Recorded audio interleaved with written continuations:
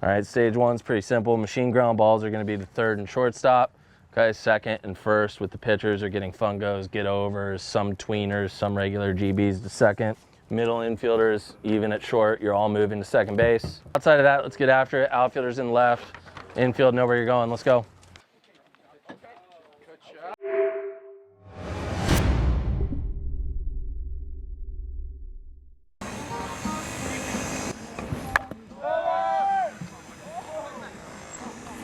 We return 6 or 7 starters from our lineup. Last year, we were able to get into Division II playoffs. We won our first game.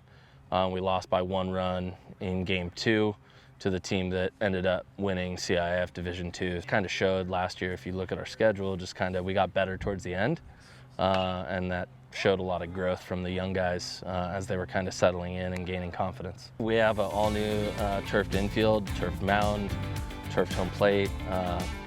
They were very kind and turfed our right field section that's had drainage issues for decades. Our bullpens are newly turfed. We have new netting across, and some of the new windscreens are up with the logos for the kids, and the Alta Belly under the scoreboard.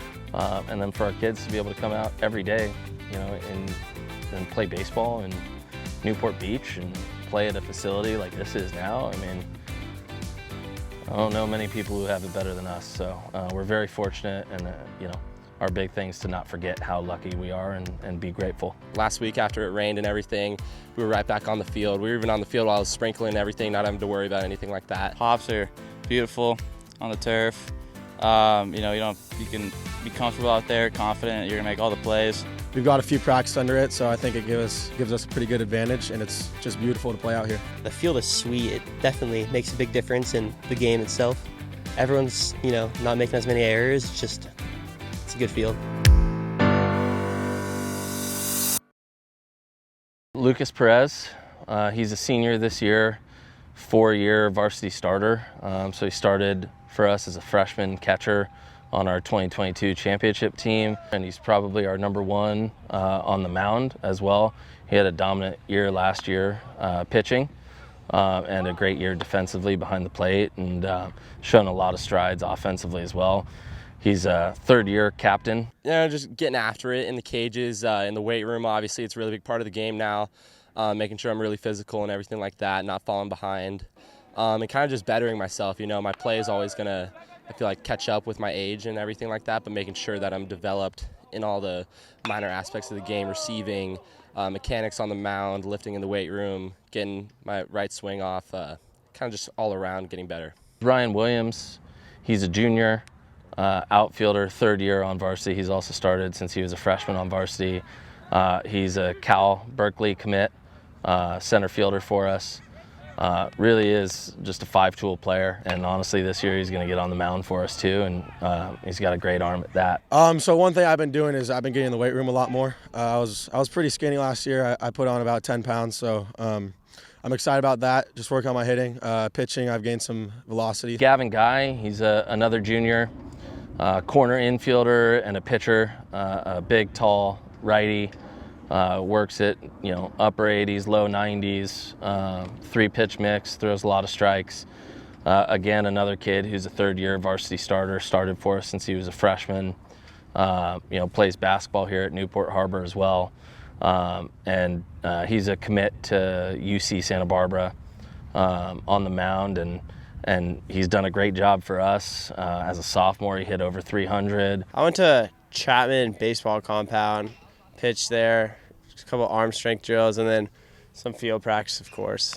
Grant Horsley, Grant's a sophomore this year, started for us as a freshman last year at shortstop. Defensively, running, hitting, he's one of those guys, much like we see Ryan Williams, that we think he's a 5-tool guy.